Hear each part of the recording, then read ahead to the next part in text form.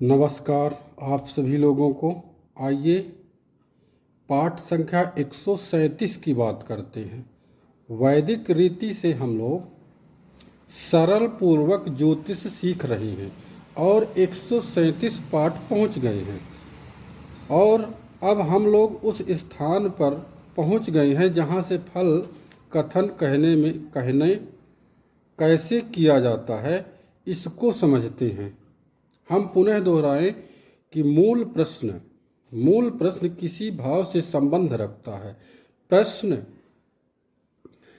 हम अभी सिर्फ उसी की विषय में आपसे बात कर रहे हैं। अन्य जो कुछ भी बातें उस भाव से संबंधित रखते हैं उसके लिए प्रेडिक्शन प्रैक्टिस है।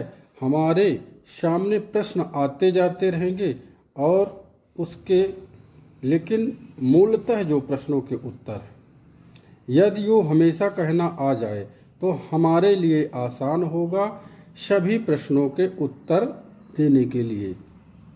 अब आ जाइए नवम भाव में।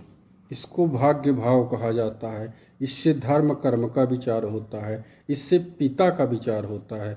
साउथ में तो दसम भाव से पिता का विचार किया जाता, लेकिन हम ऐसा नहीं करते, इसलिए कि अष्टम से अष्टम का आयु में हम पीछे पाठ बताए हैं कि सिद्धांत लगाने में वहाँ से आयु का आंकलन होता है दसम भाव से।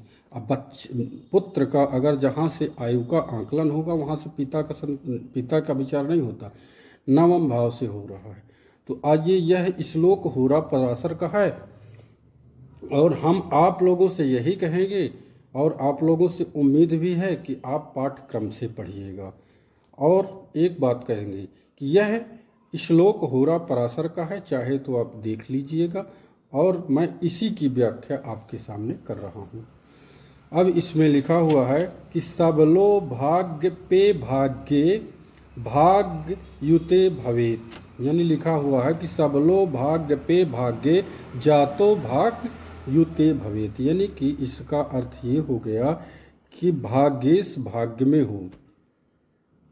अभी पीछे जो पढ़ा है कि भाव भावेश में हो, भाव भाव को देख रहा हो तो बलवान होता है। तो इसमें ये यही कह रहा कि सबलो भाग्य पे भाग्य जातो भाग्य युते भवेत, जातक बहुत ही भाग्यवान होता है अगर नवम भाव का स्वामी नवमें भाव में स्थित हो तो। फिर दूसरे में कहता है कि भाग्य स्थान गते जीवे। अगर यहीं पर देखिए यहाँ का कारक भी गुरु है, गुरु नवम का कारक है, भाग्य का हमारे कारक गुरु है। तो कहते हैं कि भाग्य स्थान गते जीवे, जीव कहते हैं गुरु को, और तदिसे केंद्र संसिथे। अब कहता है कि भाग्य स्थान में गुरु चला जाए और भाग्य स्थान का स्वामी केंद्र में हो तो जातक बहुत ही भाग्यवान होता है। अब प्रश्न आता है कि हम भाग्यवान तो हैं लेकिन हमारा भाग्य काम नहीं कर रहा, अब भाग्येश बहुत अच्छा है, तब फिर इसकी दशा अंतरदशा नवांश पत्रिका ग्रहों से खटवलचित किया जाता है। फिर गोचर बताता है कि आपका भाग्येश तो है, मान लीजिए भाग्येश शुक्र बैठा हुआ है और शुक्र यहाँ पर जो है लग्न पत्रिका में सूर्य के साथ अस्त हो गया, तब जो है प्रॉब्लम आती है थोड़ा कि हमारा भाग्य लक फेवर नहीं होता। उसी के लिए आदमी फिर उससे संबंधित उपाय करता है। तो बताया गया है कि अगर नवम के स्वामी यानी कि नवम स्थान के स्वामी केंद्र में हो तब जातक बहुत ही धनवान होता है। ये श्लोक ये कह रहा है।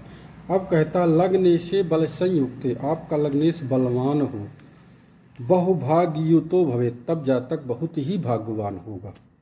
अब दूसरे श्लोक में आते हैं, लिखा है भाग्य से बल संयुक्ते भाग्ये भृगु संबंधिते, यानी कि भाग्येश जो भाग्येश है वो आपका भाग्य से बल संयुक्त, भाग्येश बलवान हो, खटबल में, दिग्बल में, स्थान बल में, चेष्टा बल में, नैसर्गिक बल में ये बलवान हो और नवांश पत्रिका में भी वर्गोत्तम हो, तब कहते हैं कि लग्ने भाग्येश बलवान हो,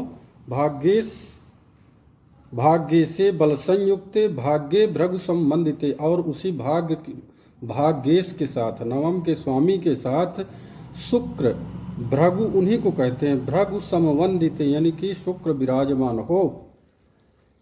लग्नात केंद्र गते जीवे पिता भाग्य शव वंदिता। अब कहते हैं कि केंद्र में जीव यानी कि पहले, चौथे, सातवें और दसम भाव में जीव यानी कि गुरु हो, तब पिता आपके बहुत ही भाग्यवान होंगे। अभी यहाँ पर जातक स्वयं का विचार होता रहा था, जिसकी कुंडली होती है उसके अब पिता का कह रहे हैं कि पिता बहुत ही भाग्यवान होगा, धनवान होगा।